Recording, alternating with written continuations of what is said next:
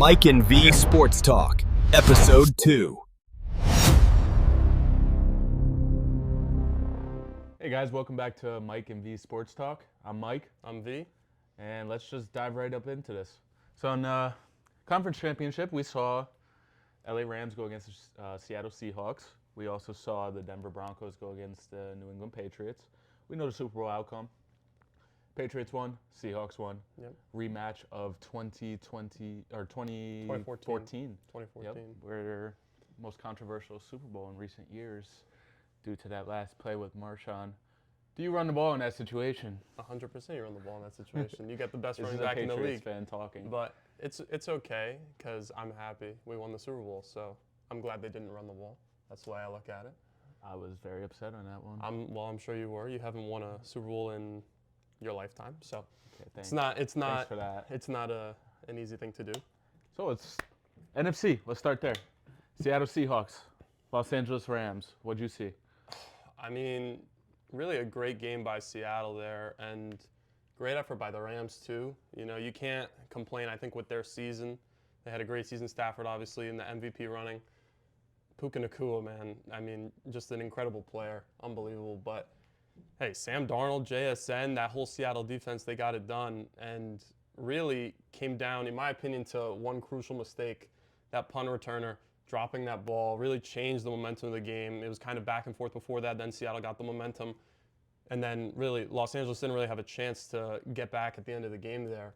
And that was really a deciding factor for me. And I think going forward, where do the Rams go from here? I mean, you have Stafford is old as shit, right? Puka's obviously going into his prime, but a lot of that team is kind of exiting their prime. And so what kind of moves do you make? Do you hold on to Stafford for another year? Does he retire? Where do we go from here? That's really what I'm looking at as far as the Rams are going. How about you? So I think Rams, great year. They had a great year. They looked very well on offense. Even the defense didn't look too bad, kind of fell off towards the playoffs, but due to them scoring 20, 30 points a game. I think we will absolutely keep Stafford for as long as he wants to play. I think he deserves it. He's still in MVP voting. He's clearly not the problem. Him and McVay have a great system together. 100%. It's experience on experience. As of right now, I still think that the Rams do have solid pieces. They have a good foundation to build on in this upcoming draft. Maybe another guy on the defensive side would help. You do have Verse, you do have Young on the D-line, and then you have, they got rid of Ramsey in the offseason, but I don't think that really mattered much. I don't think their defense was so weak where it was like a huge, Yeah, and then on offense, clearly, if you can keep Devontae, I think they do have him under contract, correct? Yeah. So keep him there. I mean, obviously, they had a great red zone connection there. They put a lot of points on the board for the team. Puka, he's not going anywhere. No. He doesn't deserve to go anywhere. And Kyron, I think, has solidified himself as a top back in the league. And I think that as long as you keep this team together, you go at it next year. Obviously, it's a very tough division over there. Yeah. The 49ers are only going to get better now, which is kind of scary. But I think you keep all your pieces. I think you have to. You load back up for another year or two. You get the most out of Stafford's, can't really say prime, but he is playing very good football still. This window is kind of dwindling. Crucial. It's dwindling down. You don't know how many more years you're going to have. And I can't lie, I did want to see Devontae get a little Super Bowl. Stafford maybe get a second. McVay starting to become one of the better coaches with a second Super Bowl. But it didn't work out that way this year. Seahawks look phenomenal. JSN, unbelievable. You are, in my opinion, you're a top receiver in the league. Yeah. You're making a case to be the best receiver in the league. Yeah. Even Rashid Shaheed, I think that was one of the most Super slept on moves at the trade deadline. I think that's a great trade from both sides. I don't really think the Saints really utilized him right anyways. I think he's getting to shine on a good team now because he has a role. Yeah. He knows what his role is. He doesn't feel like too much is on him. You definitely don't need to depend on Rashid Shaheed, but he's a great guy to have in that situation. Especially as like a number 2, number 3 For sure. receiver with a good running game. Yeah. With a crazy running game. Kenneth Walker is just an absolute beast. Impressive. And in my opinion, I wonder, Charbonnet is great, but get Kenneth Walker the ball more. And now that Charbonnet's been out, you kind of see what Kenneth Walker was able to do before Charbonnet was even there. So I don't really think that's ever been really a debate on who is the one. I just didn't like that split in how often they were getting the ball. I thought Walker I like it only because Walker is a little bit injury prone. That's fair. So That's fair. you take a little bit load off of him. You make him run when it's important. Yeah. And I like what they're doing in Seattle, man. That Kubiak, Kubiak, how you say that? Gary Kubiak. Gary? I thought it was Clint. I don't fucking know. I think it's Clint. Kubiak. Anyways, but he's going to get another job this offseason. Don't know where he's going to be going. We'll speak about that a little bit later. Let's get into your Patriots and Broncos. Start us off baby, here. the AFC. Let's see what you saw here. Listen, all I got to say is thank God for the snow, man, because that was one hell of a game. Tale of two stories right there. In the first half, the Broncos dominated, going up 7-0, had a potential to go up 10-0, and Sean Payton goes for it on 4th and 1 in enemy territory. Easy field goal attempt, in my opinion. We'll talk about that in a little bit.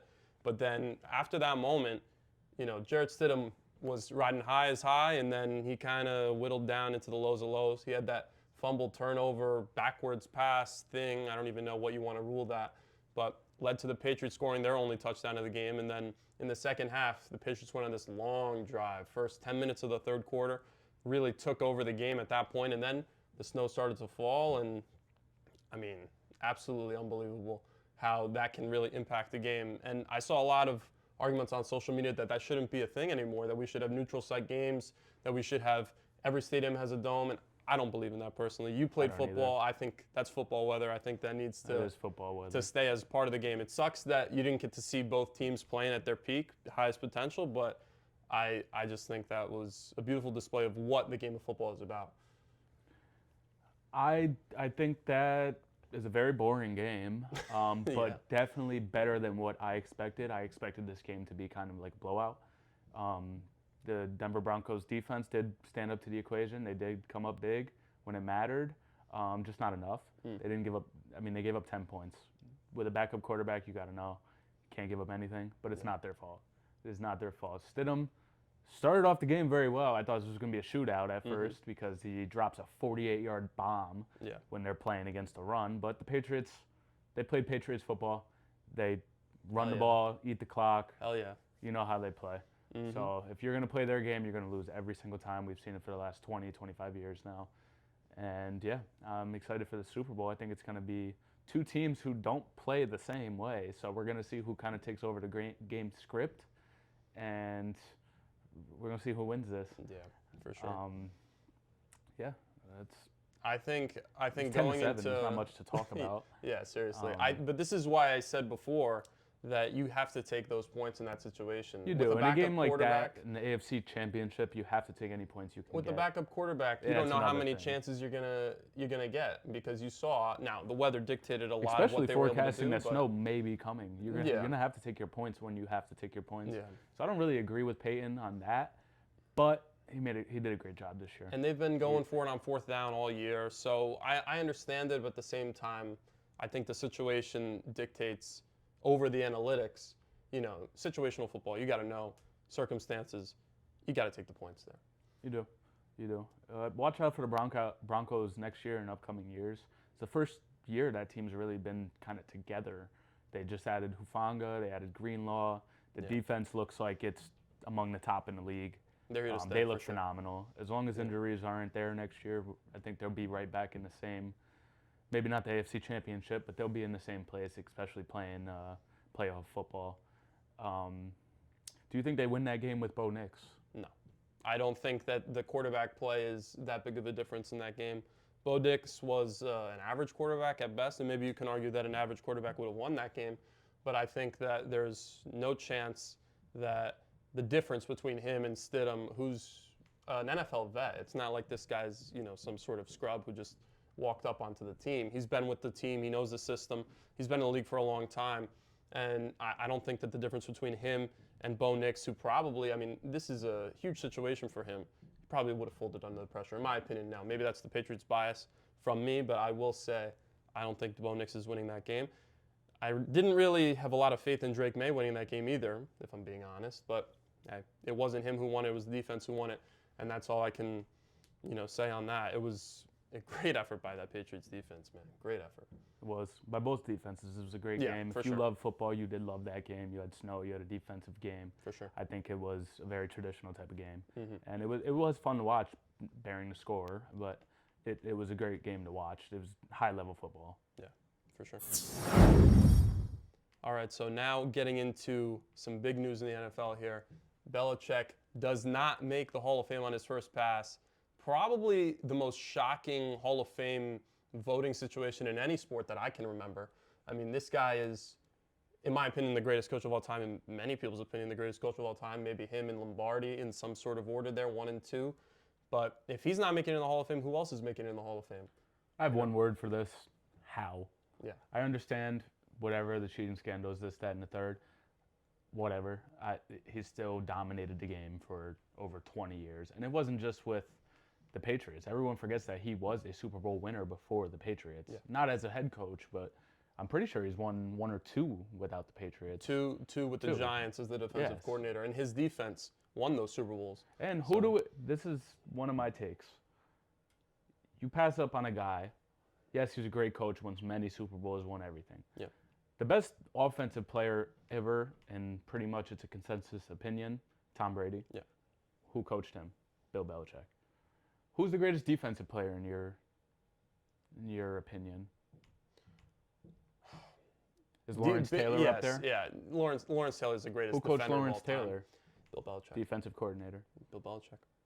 It's a very hard denial. If he doesn't make which obviously this is the first go around. He's this first year eligible. He'll make it I think next they're year. doing it maybe just be a little bit petty and get back on him for doing some of the things he did when he was in the league. Obviously he wasn't very well with the media, so maybe it's just a little get back, but he'll make the Hall of Fame. I mean, if you deny him, I don't think any coach deserves to be in the Hall of Fame, and I think everyone should be fucking revoked from the Hall of Fame if you're not going to 100%. add Bill Belichick. Yeah. And I am a Patriots hater, but this dude dominated the game. All right. Yeah. I don't see a world where you look at this and you say it's anything other than a get back, right? These guys So hated, clear on this one. They hated the fact that he would beat them and beat them and beat them. Of course, he did some shady shit, Deflategate, Spygate, but at the end of the day, man, I mean, what does that account for? A couple of years out of an absolutely amazing The crazy legacy? thing is, you could take like those 2-3 years where he did that, take away his Super Bowls, and he's still a Hall of Famer. Exactly. He's still a Hall of Famer so with much, multiple Super There's so Bowls. much to his legacy. I mean, going to the AFC Championship game 8 times in a row, going to the Super Bowl just an inordinate amount of times. It's really, we haven't seen anything like it. And I think, I hate to say that it's wrong for them to do that, but it's very disrespectful. But at the same time, this guy did disrespect them. And he disrespected the whole league. So, It's a get back. however you want to look at it, that's fine. But he should definitely be in the Hall of Fame. And I do think that he will. I think get there. eventually he will. This is his first year eligible. I think 100%. he'll definitely, you can't deny it. I mean, he's got to be. My question to you then becomes, though, they do this with Belichick. Do you see a similar thing happening with Brady when his time comes? No. And I say that because Brady was always very great with media. Yeah. A lot of the cheating scandals did get blamed on Belichick rather than Brady. Brady's also one of the broadcasters for the NFL. He brings in a lot of money. He is a part owner now. Yeah. So I think his relationship with Goodell and the league, I think it's a very well manicured relationship, and I don't think that they do that to him. And if they do, it would be nuts, and I would disagree again. So. Yeah, I tend to agree with you on that. I don't think that they have this desire to not have these guys be in the Hall of Fame. And I think at the end of the day, like you said with Brady, he's on TV every weekend now. He's Fox's #1 guy. He's a part owner of the Raiders. He's too big of a brand. Belichick going to college football, and having a 24-year-old girlfriend, that kind of diminished his reputation a little bit. But, at the same time, Tom Brady's the GOAT, man. Like, there's no, how could you not have him be in on your first ballot? Greatest coach, greatest quarterback. You can't deny the talent. 100%. No matter what, they're Hall of Famers. And it's a consensus opinion.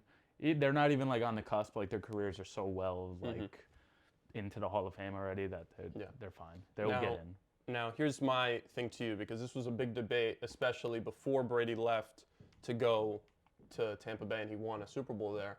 Who do you think was more valuable to those Patriots teams, Belichick or Brady? Well, one of them is on the field. One of them is coaching the entire team. So now if Belichick's not the coach, do I think the defense comes up in certain situations when Brady might have needed it a little bit more? Do I think the game script is a little bit different? Yes and no. I think that they kind of just complemented each other for so long that you can't really take either away from each other. I mean, regardless if you do it as a coach. If Belichick was a horrible coach, I don't think Brady is winning all these Super Bowls. But if Belichick had a horrible quarterback, I don't think he's winning these Super Bowls either. So I think they manicured each other. Brady obviously went out and won another Super Bowl. Belichick kind of really hasn't done much since. But yeah, I don't think you can really put one above the other. I don't think it's right. It's just kind of disrespectful towards both of them. Although it does say something that Brady did leave and do his own thing. Yeah. Still in a great system. He had his weapons. He chose down his team. He chose what he wanted. Yeah. Still had a great coach and everything, but you can't take it away from either of these guys. I mean, I watched them my entire childhood. You're not beating them. Domination. You play them 10 times, you're losing 7 or 8. Yeah. Like, it's just how it is. I think at the end of the day, you look at it, you look at how he cultivated those teams, right? Yeah. Bill Belichick did not add talent in the draft in opportunities that he could have done that, whereas Brady lifted the talent that he was given by Belichick and by the front office until it became Belichick. Another And thing, he too, uplifted those teams. Belichick was always the coach. He implemented the system. He implemented the personnel. Brady kind of grew up into that, and I think Brady kind of learned it on his own. He got it, and then he was able to go to the Bucs and do it there as well. So I don't think you could take it away from either of them. Both of them don't win as much without each other. So yeah, I would think about it in this way personally. Those beginning years, those beginning Super Bowls, I would definitely attribute more credit to Bill Belichick. Those defenses were more dominant than the offense back then. But going into those later years, those later Super Bowls, I think it kind of reversed to where it became more Brady's team, and Belichick was just an engine for the defense and an engine for that do your job. That's Patriots why I think they were kind of co-coaches at some point. Yeah. Brady he has proved that he can run the offense. He can pick the plays. He can make checks at the line, make audibles, send guys on motions. He can do all that. Yeah. You trust him if you're Bill Belichick to do that. He's done it a billion times. Whereas Bill Belichick kind of got to worry about the defense, and we saw a couple Super Bowls where the other teams just didn't score. Yeah. That's why they won. And yeah, I think that they were both just put each other in constant position to win games. Yeah. And even when they weren't at their best, they still found a way. So and I think towards the end there, when the infighting started to happen and Belichick drafts Jimmy Garoppolo, kind of casting disrespect toward Brady, obviously you got to move on from him at some point, but to do that at that point, I think that's where you started to see that divide kind of grow and spur. And you knew it was coming because honestly, 20 years, even if you have a childhood friend, you're probably going to get into a fight with them once in a while, or things are going to bitter a little bit. But yeah, you can't take it away from either of them. They're both Hall of Famers, in my opinion, and pretty much everyone's opinion. All right, so who's hired and who's fired? I'm excited to talk about this one. So we already talked about Harbaugh going to the Giants in our last episode. We're going to talk now about his replacement, Jesse Minter, from the Chargers defensive coordinator, if you didn't know. He's a young guy. Yeah. He's going to be the Ravens head coach. I like this move out of the Ravens. I think going after the younger guy, kind of refreshing a little bit, and especially keeps their kind of style of football. He's a defensive coordinator, and he didn't have a great defense this year, despite some of the talent. Like he had great talent, but not like a crazy Broncos defense or like a Texans defense. So I think he was very impressive this year. I like this hire because I think it kind of just gels in the system. Does the system need to be changed over there? Should they keep going after these kind of defensive guys, let Lamar kind of ball? Because I feel like in the playoffs, offense has been the issue. Yeah, well, here's the thing, right? Finding a franchise quarterback in the NFL is so hard for so many teams. We've seen with the Jets, for example. It's just impossible for some franchises to do that. You find a guy like Lamar Jackson, and you've had some success. He's won, 2 MVPs? So you really want to make the most of the opportunities you've got with him leading your offense. And under Harbaugh, they weren't able to do that, right? They got to the AFC Championship game, hosted the AFC Championship game, lost to the Kansas City Chiefs. So these are issues that I think sort of led to him being fired. And obviously the last couple of years where they didn't have as good of health, that kind of led to worse records. And obviously this year they didn't make the playoffs. So I think, going into it, it's hard to say, right? Because Minter, I think, is a good hire, a good guy to get off the board there. But you're probably right. There is something to be said about trying to go after an offensive mind, build up Lamar to be potentially better passer, right? So these are things to think about. But at the end of the day, as long as you're getting a good hire, in my opinion, I think that trumps everything else. You don't want to go experimenting trying to find a guy who's not going to be. Another thing is we've never seen this guy be a head coach before. Maybe he does focus a little bit more on offense and calling some plays. You never really know. All I know is that he did run a good defense. Baltimore is known for defensive games. I think it's a great fit. I think it's a younger guy, so he's going to have new scheme rather than Harbaugh. He's kind of been there a while, kind of, I think, just got comfortable and just maybe getting a little bit bored. I also don't like all the decisions that the Ravens do make. My biggest one, especially when it happened, I was not happy about this for the defensive side of the ball. They had a great core. They had the D-line who was getting pressure. They had Roquan Smith, Patrick Queen, and then in the back they had at safety Hamilton. They had Kyle Hamilton. Yeah. I don't think that is the players. I don't like they traded Patrick Queen for absolutely no reason. I get that they had to pay him, but they had the money to pay him. And then you let him go and sign with the Steelers, so you're going to play against him 2 to 3 times a year. Yeah. So I don't like that at all. I think maybe bringing in a speed back to go with Henry and not putting all the load on Henry. And then when are we going to get Lamar Jackson a receiver? Like not Zay Flowers receiver. He's a number 2 in my opinion. 100%. Go get him a number 1. And it can't be D-Hop, who is 5 years out of his prime, 6 years out of his prime. Go get a guy for him. A.J. Brown is out there. I don't know if it's going to gel, but it could gel. You never know. Get the trio on offense, let the defense win the games. And I think that's the approach that they have to take. I think Minter, he's a younger guy. I think he's going to make some splash moves, or at least demand some. And we'll see how it goes. Yeah, I agree with you there. I think going forward for them, right, like you said, getting weapons for Lamar and kind of building out that offense to not be so reliant on the big play, to be so reliant on guys just kind of being shifty, making moves. Right, Zay Flowers, like you said, a number 2, potentially even a number 3 in some systems. He's not great. He's not a guy who's going to elevate your roster, who's going to make a play to win you a game in a situation that some guys like, say, Devontae Adams in his prime or D-Hop in his prime. He's a guy you bring in when you already have your one, but exactly. to free up your one. Exactly. That's exactly what his role is. I think he's been kind of just trying to take on this number 1 receiver role for a little while now. Yeah. I've never really been a fan of his game. I think he's just hit and miss. There's no consistency. And I don't think it's good for Lamar because I think Lamar is, don't get me wrong, he's a great passer, but he's really known to be getting out of the pocket, making some crazy plays and all that. But if you go and get a reliable guy where the 50-50 ball is not 50-50 anymore, I think Lamar kind of excels in the deep ball, expands the game a little bit, so you can keep him short. You can keep the defense held in with Derrick Henry and Lamar. Who's going to run it, you don't know.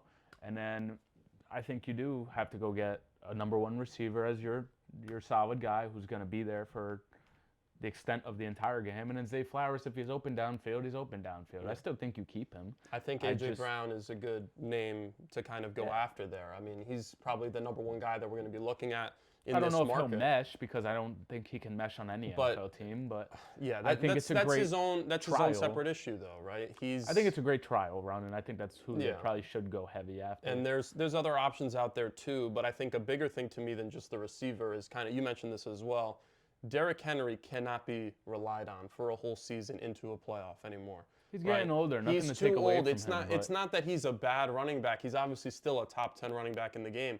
But you can't rely and build your offense around this guy being the sole engine for the team, right? And because Lamar has been more reluctant to use his legs because of the injuries that he's sustained, right? You've kind of been putting this offensive load, putting this rushing load onto Derrick Henry. I definitely think they need to mix that up more. When they had J.K. Dobbins and others, it was definitely more diversified. And so now you're in a situation where you're getting a Zay Flowers, you're getting hopefully another receiver. You definitely need to get as well another running back because guess what? Without a guy like Mark Andrews being in his prime anymore, they have no, real semblance of offensive weapons because everybody's aging out. That's So, another thing, too. Before you had your little tight end. Yeah. Not little, but he was a great tight end. Yeah. Mark Andrews, in his prime, was great. And that's why Likely that team is worked. cool, but Likely's not in that upper echelon. No, that's what I'm know? saying. You don't have that tight end anymore. You used to have the running back, the tight end, and the quarterback. Yeah. So Zay Flowers you could get away with. But you're not there anymore. You don't have that luxury. You don't have that luxury anymore. And I think if you bring a number one receiver, and I think this team is ready to gear up and go again. Honestly, you have to capitalize on Lamar's window here. And yeah, give him something to throw to. Definitely. Let's move over to the Chargers now, because they didn't sign a defensive coordinator yet, right? I don't believe so, but Yeah, they but did they get did. McDaniel for the offense, Great and I think hire. an immaculate hire because I don't think he's a head coach, right? I think he's No. great in the same way that Josh McDaniels for the Patriots is a great offensive coordinator, great at drawing up plays, great at what he does, but it's too much for him to be asked to be a head coach. Kind of a goofball, right? But That's what I think the issue is. A lot Yeah. of the guys don't really necessarily respect him. Yeah. I think he's more of like kind of one of those like buddy coaches. And Yeah. honestly, as a coordinator, that is a very good thing. I played football. You want to be close with your coordinators. Yeah. But the head coach, you need to think twice before you're talking to the head coach, Yeah. which I think is great over there. You got Herbert, still young. You have great pieces on offense. Yeah. I think maybe they can go and get a number one too, because I don't really like Quentin Jefferson and Keenan Allen. And I think maybe you go get a guy, because then Ladd is your number two, your slot Yeah. guy, and then you have a great running game. When this O-line gets back healthy, you're going to see a different offense out of them, especially with McDaniels calling this plays. And I think it's a great hire because Harbaugh is the head coach, but he's also a defensive-minded coach. So I think they're fine on defense either way. They have talent. I think it's a great hire. Yeah, I would definitely agree there. Probably with him and Cliff Kingsbury, those two great offensive minds. So for them to go and get one of those two, I think was a great pickup for them. And at the end of the day, it allows Harbaugh to focus more on the rest of the team. Exactly. Right? And you don't have to say anymore, okay, Justin Herbert's kind of just out there on his own trying to figure things out, right? He has weapons. You can get him more, but he has weapons here. And you shouldn't be in a situation where he's just running around Hollapalooza trying to make something happen, right? You need to develop a better scheme for him, and I think McDaniel's a great guy to do that. I think he's probably the best guy for that To position. maximize what you can get out of Justin Herbert, because you don't know how much longer he is going to be in a great situation because of Getting hit the way he's been getting. exactly. You never know. He got absolutely blasted in the playoff game against the Patriots, so you don't know what the situation is going to be. Hopefully, they can bolster up that offensive line coming back into next year. But at the end of the day, I think it's a great hire for them. And going forward, I think the future's bright as far as the Chargers. They still had, like you said, a good defense. Part of that was Minter, but part of that was just the guys they have on that side of the ball. Derwin James is a beast, man. Yeah, it really is. You know, Khalil Mack even still balling at this. You have at to this take time. advantage of those good players. I think that 100%. roster's good. Up that roster's ready to go. Yeah. With an offense that can throw up some points, that defense will hold. Mm-hmm. They're going to win a lot of games this year. Yeah. I think they're also setting kind of a new wave, basically, with all this coaching staff. When you move over to the Titans, Yeah. their head coach is Robert Saleh now. He's got a second head coaching opportunity, a little bit of a better one, in my opinion, I would because agree I with don't that. think going to the Jets was really great for him. But they also signed Dable to run the offense, so I think that's going to be. We're seeing more of this kind of two-head coach type of thing now, where both guys can be the head coach. Maybe not great, but they both complement each other very well. And I think one's going to have to focus on defense, one's going to focus on offense. Dable's great on offense. He's always been. And Saleh, he has a manicured career on defense. He is a great defensive coordinator. Him as a head coach now, I think it's a different situation than the Jets, because with the Jets, I see what they were trying to do. Like, I got that they brought in Rodgers. Rodgers was a vet. He's going to run the offense a lot more. But then he got Saleh hurt. was going to do that. But then he gets hurt, and it all Yeah. kind of went. It's a dumpster fire. It's the Jets. We know what happened. We know it's probably going to happen again, but we never know. But I like what they're doing down in Tennessee. I think Dable, you give him another young quarterback. I mean, he did it with Josh Allen. You saw what Jackson Dart already did. I'm kind of still pissed if they took him away from Dart, because I think that would have been going good. Yeah. Maybe not as head coach, though, again. But he is getting Cam Ward now, which was the number one pick in last year's draft. He had a decent rookie season considering the roster. And especially, towards They the back weren't half. winning, The back but- half of that season was definitely better than the front. Way better. And Way I better. think a guy who, personally, I didn't like him a lot coming out of college. I thought he was too nonchalant, personally. But Me too, honestly. But I'm very impressed with this game. Yeah, I did like, considering that down in Tennessee, they don't have shit. They have They're a small market team. Yeah, they don't have anything down there. They're building that new stadium, looking pretty cool. But yeah. Outside of that, right, they don't really have any great weapons for him yet. So trying to build a roster, build a culture down there. I think Saleh is a good guy to try and build a culture. You saw what he was trying to do with the Jets, build around that defensive mentality. And I like the Saleh hiring a lot. Yeah. Only because they did bring in Dable. Yes. Dable will run that offense. That offense will put up about 25 to 30 points. And you don't have to worry about trying to exactly. And I think that's really an important thing for them is, like you said, kind of complementing each other. Exactly. Right? And understanding your strengths is a huge part as we talk about the NFL, because a lot of guys try and do too much, that try and overreach. And we even see that with some of the great coaches, right? Belichick trying to overstep and overreach into the front office even, and not allow a GM to even exist, right? Where did that get him? Barely any good draft picks.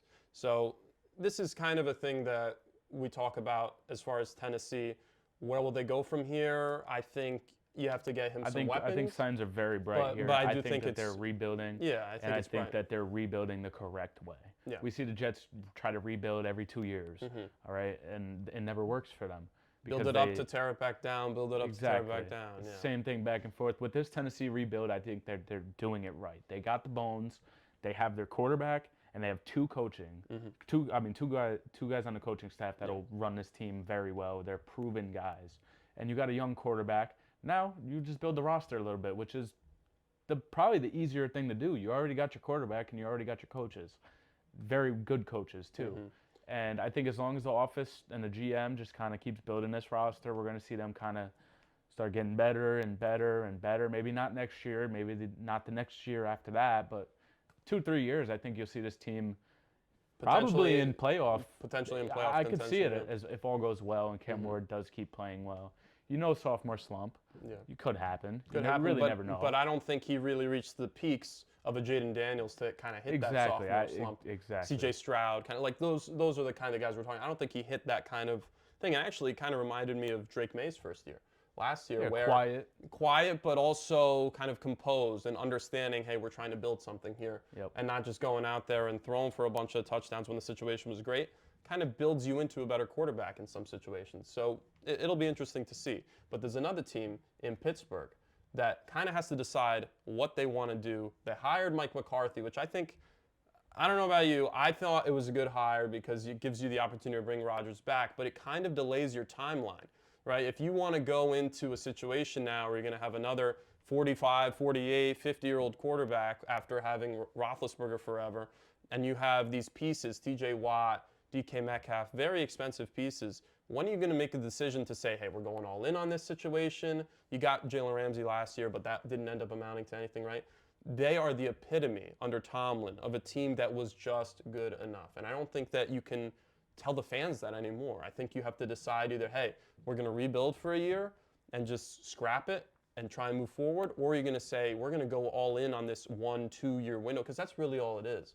Right, that's all you have with Rodgers and T.J. Watt in that group anymore. In my opinion, I mean, I'm a Cowboys fan. McCarthy was on the Cowboys. He wasn't a great coach. He wasn't horrible either, though. I think that they're bringing in another guy until they find their guy. That's right. I think he's their bridge guy, kind of like we see in the NFL. We see bridge quarterbacks. I think he's the bridge coach, honestly. Yeah. And I think that team, these fans, are tired of going 9-8. 9-8 is great. You have an over 500 record, but the office clearly cares about this for no reason. Fans would much rather not have any hope in the season than to have, we're going to be 9-8, maybe we make the playoffs and go on a run. Every year it's the same thing, and they never do it. They lose in a wild card round. Your draft pick never amounts to anything either. And that's the issue. The draft pick is horrible. And so you end up middling. Stuck with the same guys. You end up middling forever, right? Yes. You can't escape that kind of middle of the road spot. And at the end of the day, when you're looking at a team like Pittsburgh with a legendary history, that's just not good enough, in my opinion. It's not. It's Super Bowl or nothing on these big franchises. 100%. And I think that the Steelers really need to rethink what they're doing a little bit. Because in all honesty, they have a couple pieces, but they don't even have enough pieces to where it's like, we draft one guy, we sign two guys, and we're gearing up for a Super Bowl. No, you're not. You're not. You need a running back one. I like Gainwell coming out. Warren just doesn't do it for me. Like he's good, but he's a second back. Both of those guys are feature not back. people you can rely on. They're both fully. feature backs. Yeah. Which is great, but you need a number one. Yeah. Number two, you have DK Metcalf as your number one. Other than that, whatever. None of your receivers impress me. Even DK, at this point in his career, is getting a little bit older now. He didn't impress me this year whatsoever. But I do think that could be maybe a Steelers wide receiver thing. They go crazy one year, then they step back another year. You never really know. Circumstance, yeah. It's hard. It's not. But they got to find out what they're doing here. Not for nothing. I get Yeah. George Pickens did have attitude problems, but you give him to Dallas for a third-round pick, which That is doesn't make great. sense to Thank me. you.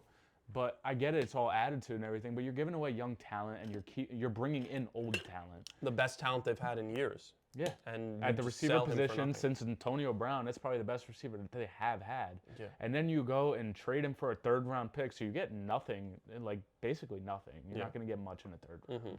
And then you bring in DK Metcalf, which you're paying him probably the same of what Pickens is going to cost him this offseason. You're just paying him a year early. Yeah. And you're getting a guy that's older, who also has attitude problems, by the way. DK Metcalf is not a saint on the sidelines. I'm sorry, just really quick side note here. Punching a fan, how do we feel about that? It's a disgrace. I don't Yeah. even think you have any opportunity to be in the NFL anymore, in my opinion. Yeah. I don't think you punch a fan no matter what he says about you. At the end of the day, that dude paid to come and watch you. That should be enough for you to hold over him. But obviously, he can't control himself. Yeah. I think that's an embarrassing look for not only DK Metcalf, but for the Pittsburgh Steelers. That cannot happen. Yeah. On the defensive side of the ball, great defense. But guess what? Jalen Ramsey's got maybe 2 more years left, if that. If that, yeah. TJ Watt, he's starting to get to the point in his career where he's not slowing down. He's still a force on the field, but he's going to have years where he's going to be injured now. You can't expect him to be the same player. And I think that's the issue. He's been through his prime. And you're paying he's on the him back half of it. You're paying him to be that same player, and he's not going to end up being that same player. He's one of those guys that needs to get traded to a contender, and he's going to bring an average team to a great team. Yeah. He's not one of those guys that you just start your rebuild with. And neither is Jalen Ramsey. Those are just featured guys. I think, honestly, maybe you let them ride out their career while you're in the rebuild, because they do have some money. But this is my problem. Again, if you do something like that, then you end up winning enough games where you fall out of a good draft position. So I think you have to punt on a year 1 or 2 if you're not going to go all in, right, in this window and try and keep Rodgers, and then you want to try and go for a Super Bowl or go for high-level playoff contention, then you have to punt on the year. You have to say we're going to lose 15 games. And you have to get rid of these guys and trade them while they still have value. And Exactly. you That's just another thing, eat too. that, you save the money, then you can go spend big in free With agency. TJ when Watt, years you to can come. you could still go get 2 first-round picks. Yeah. With George Pickens, they could have got a first-round pick, in all honesty. You could have had 3 first-round picks going into this next year. And even if you want to trade Ramsey, do a complete rebuild, man. Yeah. 9-8 is not good. And now you bring in McCarthy, so you probably just went from 9-8 to 8-9, honestly, in my opinion. But I don't know what they're doing there. I mean, listen, these are professionals. They have their own job. They probably know what they're doing better than me. It could be anything else, but from a fan seeing it, I'm not very encouraged with the Steelers moving forward. I think the one reason, and maybe this is kind of unaware thinking by me, but the one reason they went and got McCarthy, outside of him knowing Rodgers and coaching him for a long time, is that he's an offensive-minded head coach. And they haven't had that in so long. I mean, you think all the way back, what do they have? They had Chuck Noll, and then the white guy. But he is. And then Tomlin. He is, So, but it's not like He's like, not I watched great him on either. Dallas. So this is the issue, right? he's not the greatest yeah. at his thing. There. And I don't think mean, he's an offense elevator to the point of a McDaniel or a Cliff Kingsbury, something like that. No. Like he's an aging offensive mind. Exactly. But I think like you were saying, a bridge kind of coach. I think that's exactly what it is. Unless But he you know goes, why I unless they go seriously and disagree? unless they go and win now, then it's different. But Yeah. that's not going to happen. So what are we talking about? You know what I really disagree with, honestly, here? I think this is the perfect time for them to rebuild because Yes. guess what? Yes. Joe Burrow is going to be healthy this year. All right? That team is completely different, and they're probably going to help this defense a little bit. They're going to be a better team than they were last year. You're not going to be 9-8 at the end of the year. And the Ravens should be hoping better. for a The Ravens playoff. should be better too. Exactly. The Ravens just got their new coach. They're going to be Punt better. on the Lamar is season. going to be better. So I don't understand what they're doing here. You're going to end up in third in your division. You're probably going to have 7 wins, keeping you out of the top 10 draft picks. Yep. You'll probably be a 15 pick again. What's the point? Even Rebuild. the Browns could end up in a position where they're better. And Yeah. with Shador potentially 100%. turning into something, this is a situation, in my opinion, where you have to punt on the season. I've said it a bunch now. You have to understand the situation of the situation at hand is either we go for it all out now, which is not going to happen because they just don't have the pieces to make it happen. They're not 1 or 2 pieces away from a Super Bowl. That's not where they're at. So punt on the season, get draft capital, sell your guys, get the money for free agency moving forward, and make a team for the future. And like you said, maybe that guy is McCarthy, but hiring him now does not make me feel like they're going to try and win 3 games. And I don't understand that in my position. I just don't see how they could try and do that and think that that's justified after years of being in the middle of the pack. Yeah, I completely agree. I think it's a rebuild team, whether you like it or not. I don't care. I'll be blunt. Like, that is not a good team. They didn't impress me even in that game against the Ravens. When I watched that game against the Ravens, I thought neither of these teams should be in the playoffs because they just suck. Yeah. They're not going to make the playoffs this year because I think they're going to be a worse team than last year. I think last year that they actually, some things did go their way to be able to get to 9-8, but 9-8 is not going to cut it anymore, guys. It's been 20 years, like enough of just being relevant. And I get tired for Steelers fans because I'm a Cowboys fan. I understand what they're going through. You're Making always the playoffs good enough. isn't good enough. You're good enough to make a wild card team, but as soon as you play somebody real, you get bounced. You're a phony. Yeah. All right? Like, Cowboys, I think, are at least trying to do something here. Yeah. They brought in Pickens. They brought in Quinnen Williams. They sold Micah while they can. And got a lot They have for 2 him. first-round picks coming up. And they brought in a new D coordinator. And a new head coach that I was honestly impressed with. I thought he did a great job with a not a great situation as far as defense, Dak getting hurt and everything. Like, I thought he did a really good job. Yeah, so I like just seeing both sides of it, where it's just one franchise going one way and another one's just going the other way. When you can compare the two, and honestly, they're the same franchise. Honestly, like, they're both very rich history, but. Honestly, I think that the fans are going to be tired, and you're only going to keep losing fans because you're watching. The problem is with these two of just staying relevant, there is an entire generation of children that are going to be Chiefs fans and are going to be whoever's winning, Patriots fans, whatever it is. But you're losing fans. You're going to lose fans because you're not. You think you're relevant, but you're not relevant at the end of the year. You're not building a culture. In these games towards the Super Bowl where the kids are watching, where everybody is really watching, and you're relevant. No, you're not there. Their fans are It's a literally complete dying. rebuild. For these types of franchises, we see it all the time. Even the Giants are up there, like top franchises. Patriots, Steelers, Cowboys, Packers. In my opinion, those are probably the biggest 5. I'm probably missing somebody, but whatever. No, I think. But with those types of, when you have that franchise and you have fans so passionate and such large fan bases, it's all in or all out. You have to make the decision, and the fans need to know, hey, this is going to be a fucking amazing year. Or, hey, this is going to be a year you guys take a back seat, watch the rest of the league, and then we're loading up for next year or the year after that. So I don't like what they're doing, honestly. I hate it. I really couldn't despise this more. Yeah, but and especially because I am a Cowboys fan, and I didn't like McCarthy. I really didn't. I didn't even really like him on the Packers as much as a lot of people did. Well, they didn't win a lot either, honestly, after that first Super Bowl. What did they get? What did they? They didn't achieve nothing. They were a wild card team, first team bounce. That's all it was. Yeah. McCarthy, there's a track record. There's a track record here where, okay, you're good enough to get to the playoffs. You're not winning a Super Bowl. Yeah, I don't care. Sure. Because also he had prime Aaron Rodgers when he won that Super Bowl. He doesn't have that in Pittsburgh. He has a 44-year-old. Maybe if he he stays. has Aaron Rodgers. If he stays. Do you think he stays? If he stays. Do you think he stays? Really quick. I think Rodgers needs to retire. I think he's playing subpar. Honestly, I get it. A lot of people. He shows some signs every once in a while. He runs his. But offense he's just well. not the same guy. He's not even close to the same. Okay, guys, he is not even close. That Achilles. I hate watching him play. Like, I hate it because he doesn't put up points. When was the last time this dude has put up like 30 for 2 weeks in a row? Like, you're 100% right. He hasn't. He has not, and he's not the same quarterback anymore. And honestly, I wouldn't even want to pay him. Honestly. I definitely agree with you there, and I think. And another thing is you bring in the coach that he left. Yeah. He purposely got him fired, and now you're going to bring in the same coach? This is How, true. none of this makes sense to me. It was actually the most shocking hire, in my A opinion. lot of the things that the Steelers have done recently, Has ever not made since sense. ever since they kind of exited Big Ben's prime, Yes. have just kind of been foolish and haven't made sense. And like we said, they're just this middling organization trying to save face, and that's really where they are right now. I mean, that's But teams like the That's Steelers it. and the Cowboys, if you don't win a Super Bowl soon, you're going to lose an entire generation of fans, and you're no longer, in 20 years, going to be one of these top organizations. You're just going to be one of those Cleveland Browns type of dudes. When you're irrelevant, you're irrelevant. Doesn't matter what your name on your jersey is.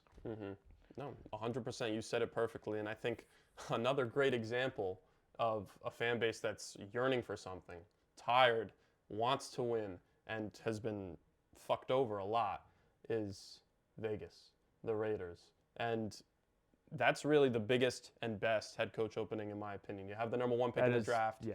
You go and get Mendoza. Is that the guy? That is the guy. So I don't. okay, an here's my undeniable question. number Here's one my question to you, right? Mendoza, I like the idea of him, but does he fit a professional system? Does that work, or do you want to go for an athlete the way that a lot of these first overall picks have been recently, Caleb Williams and such? I'm going to tell you why I love this, and I love the position that they have put themselves in. Yeah. Because Mendoza is clearly a top talent. Yeah. He is the best quarterback. Mm-hmm. All right. There was no denying that. He won the Heisman. He won the Natty. All right. This guy is great. Yeah. But number one thing about him is that he has proved that he is coachable. Yeah. He is not one of those guys who's wearing his chains and all that big, all about me. No, he's more of like a Cam Ward. He's a quiet guy.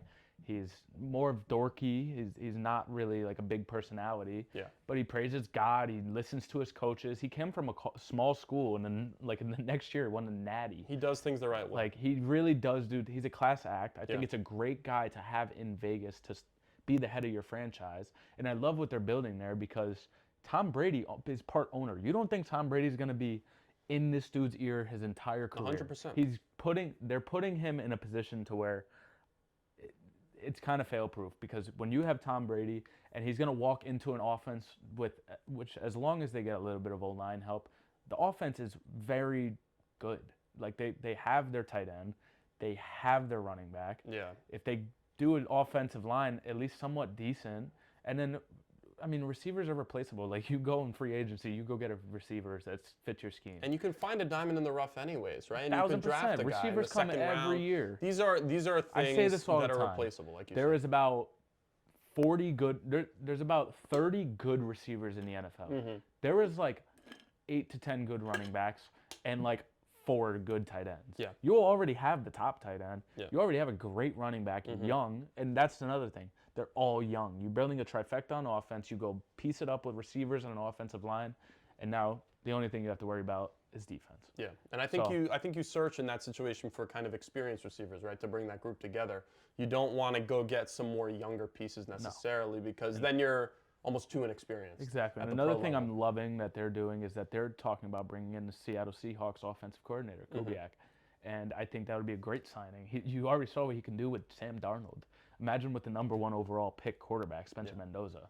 Like, this is great. They have weapons on offense. I think this is great. If they do hire him, he's done over the Zoom call, he's done a virtual meeting with them. Yeah. I think after the Super Bowl, he's going to be meeting them in person. But honestly, if I was a coach looking for a job, I am jumping at the Las Vegas Raiders right now. Yeah. I'm jumping at them. For sure. And I think at the end of the day, you look at a team that's, once again, another legendary history, right? John Madden. So I think safe face, right? You have multiple options, but definitely have to go out there and get a top guy, right? You can't have another middling situation. Pete Carroll at age 95 coaching your team. Geno Smith is the quarterback. I think Pete Carroll was the bridge guy. Yeah, you're like now kind in of a with the situation. Steelers. Yeah. But the Steelers aren't building. It's weird. You're now in a situation where you have the circumstance, you have the situation to find a good head coach in the same way that the Giants did with Dart, except you don't have that quarterback signed yet, but he's basically there, right? And that's the only other thing that I was going to ask you He's here. probably already got his own locker. They're drafting him. Do you think in any world, right? Because the number 1 pick is so valuable. Is there any world where you see them trading down to try and get another different quarterback? Is that any possibility in your mind? Nobody else really impressed me. Yeah. Not to the point where the quarterback race in college this year wasn't even close. It wasn't like even past years where it was like, oh, who's your number 1 guy? Like, no, everybody's consensus number 1 quarterback was Spencer Mendoza, and he proved it week in and week out. And when you have a guy that is a top talent like that, like no debate, leaves no debate for anybody. Yeah. But then you also have a guy who's a model citizen, loves God, praises God after everything. He's clearly coachable. He's not a big personality. Go get him. You can pay him and you don't have to worry about him. Yeah. He's fine. You don't pass up on a guy like this. I don't care what franchise you are. You don't pass up on this. Yeah. And even if he's horrible, you can't get mad at yourself. Everything leaded to this. So I don't think you could go wrong here drafting him. And honestly, even if you do trade it, what are you going to get? You're still going to be looking for a quarterback. Yep. You're still going to not have receivers. You're still not going to have a great defense. Even if you go get and trade the number 1 pick for 2 defenders, you still don't have a great defense. You're in a middling situation. Go get your situation. quarterback while you can and build your young offense because you can import everything else. So in our next episode, we're going to be really diving into the Super Bowl. But for today, we're going to be just talking about each team. We're going to be talking about their strengths and weaknesses throughout the season, kind of like a season recap. We could start with your Patriots. Yeah, I think if you look at the Patriots season as a whole, the offense was a strength, but the defense was kind of underrated. And we saw that defense come out now in the playoffs while the offense took a back seat, right? And I think their key going into this Super Bowl is pretty simple, and that's control the tempo of the game, control the game script, right? You got to play Patriot football, play your own game. And Drake, specifically, hold on to the football, no turnovers. We saw how important that was in a game against Denver, where the 1 turnover that the Broncos had really led to the Patriots' only points of the game. So holding on to the football, especially in a game against a really good defense, that's the most important thing. Don't make any small little mistakes that could end up costing the team as a whole. Yeah, so I agree. The Patriots kind of all year long we've heard, oh, they've been playing Mickey Mouse football, which is true. They really haven't. I believe that the Super Bowl is really their first and final test. Yeah. I just think every other week just kind of had something with it. Like, just there was always something to talk about. That being said, the Patriots still won those games. They still came out and they still dominated in 99% of their games this year.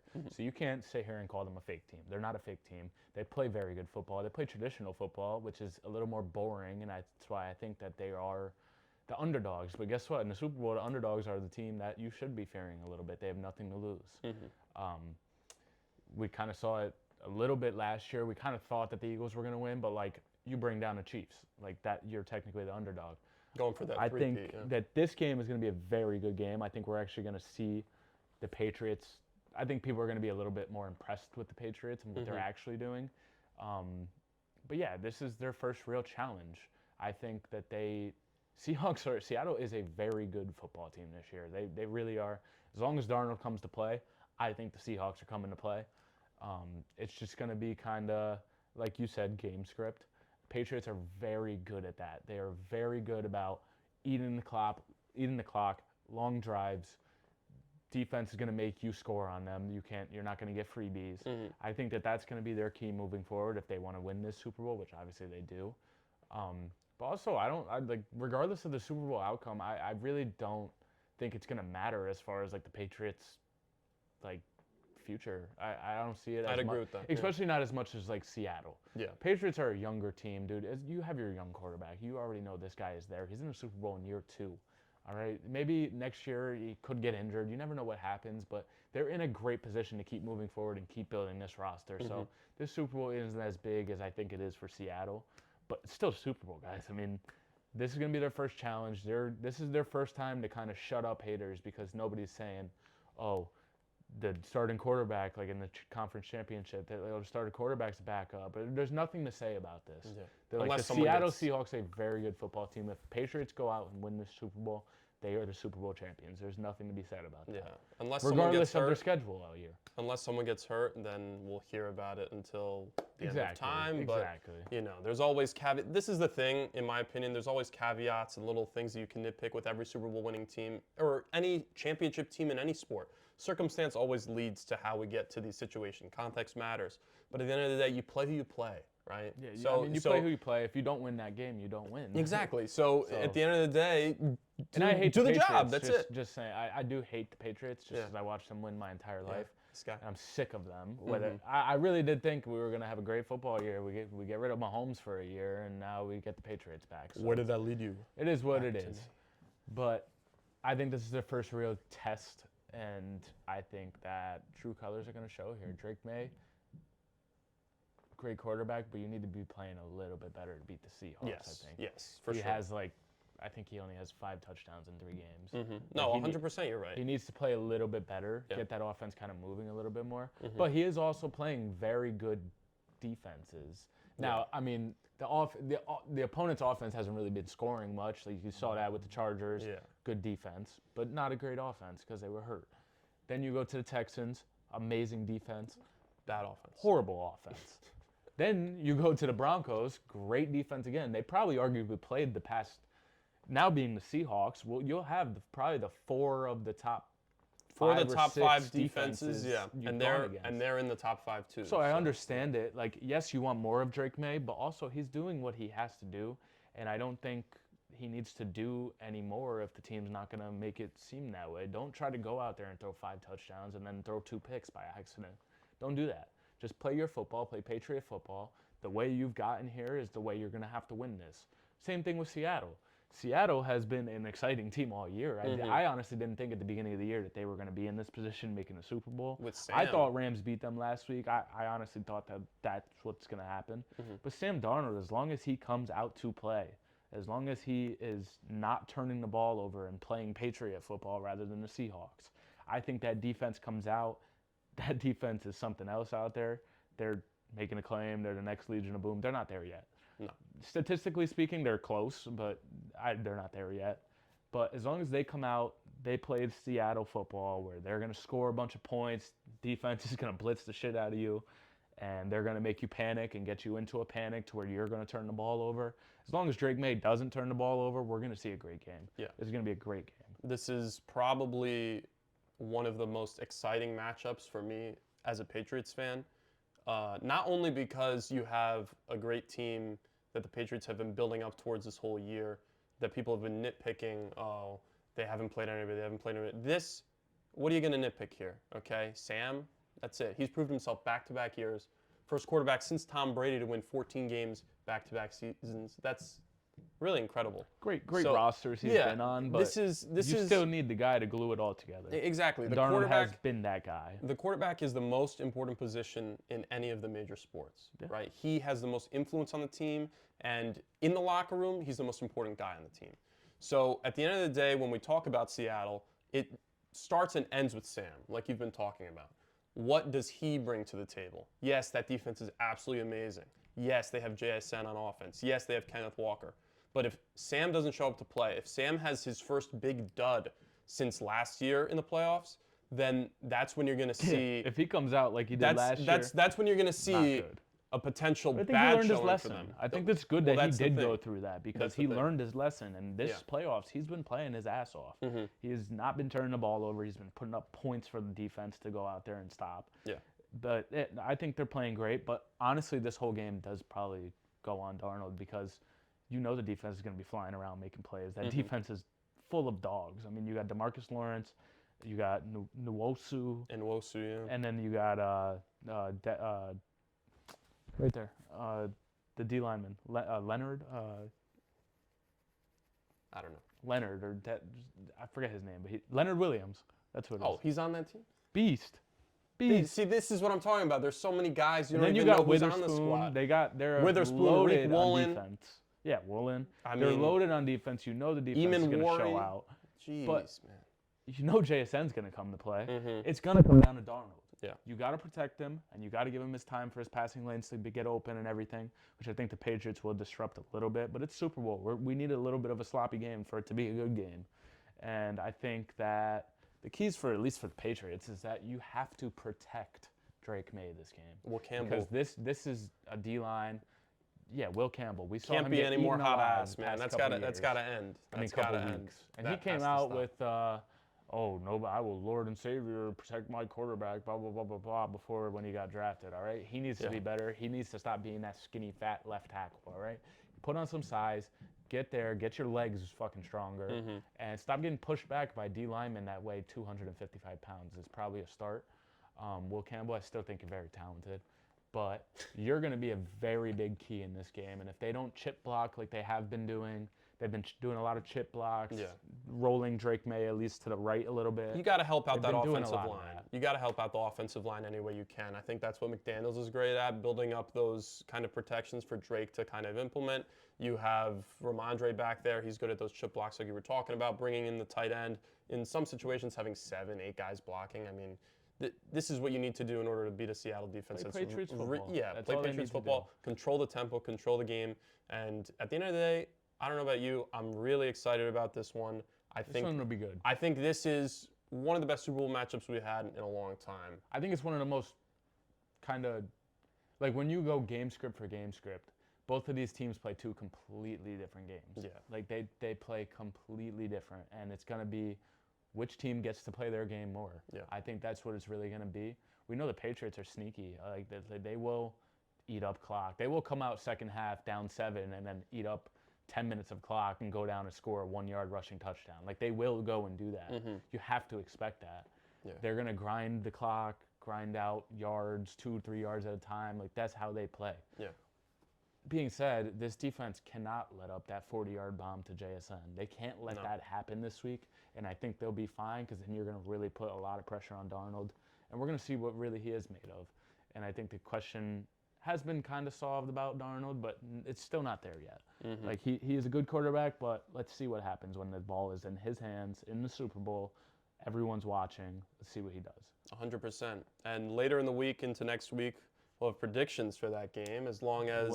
We'll be talking about the betting lines. We'll be talking about predictions. We'll be talking about keys on both sides. And we're going to hint at the Pro Bowl and how we can fix it. Yeah, for sure, because that shit is busted. So it really is. And to wrap up our episode, this is Mike and V Sports Talk. I'm Mike. I'm V. And we'll see you next time. Hell yeah. Not as good as the last time. Fuck.